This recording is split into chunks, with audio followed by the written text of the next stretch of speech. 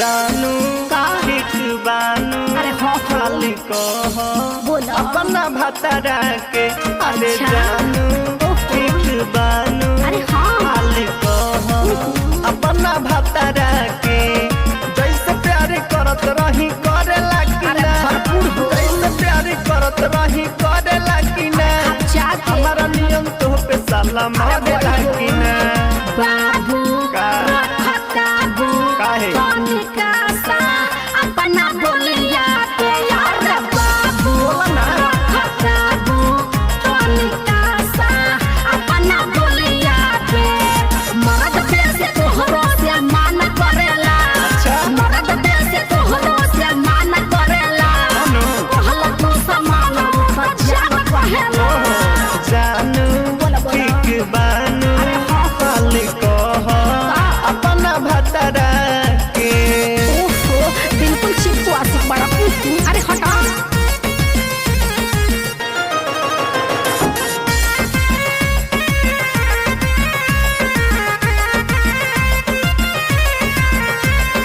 तोहरा नियन कब हमके तंग ना करे बैल बरुआ जिंदगी में रंग ना भरे अरे बड़ा निक लगता हो का बुझला अरे बेले नहीं है पियावानो करहिया मिलल बा देखल बानी हमारे से करिया मिलल बा होता काहे? जानी सोता जानी पटा जानी हमारा से जैसे धरा तानी वैसे धरे लागी ना बोला तो के बहिया में भरे लागी ना अरे जाना काहे? ये दीवाना आवला। सब बता दी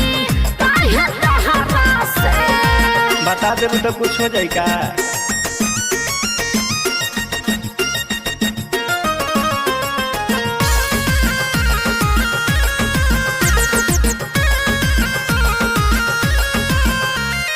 ओकरे लायब सोरा हो सिंगार करेला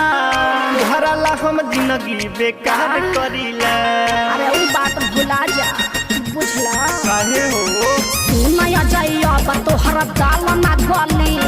हाल मेरी चली अभिषेक के गली अरे मोरा चाहे जिया अनु हम सिया अपने लकड़ा से जैसे प्यार करत रही करे लागी ना अरे त हमारा नियम तो पे साला मरे लागी ना बाबू रखताबू तनिका सा अपना बोलिया पे बाबू रखताबू तनिका सा अपना बोलिया पे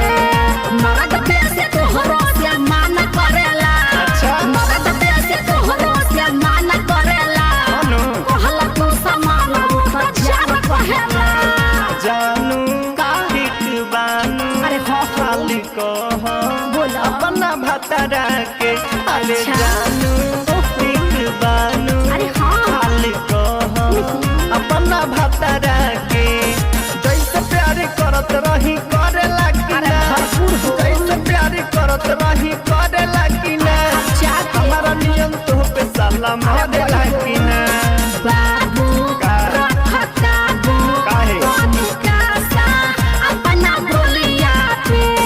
कंट्रोल जानू नॉट कंट्रोल बेबी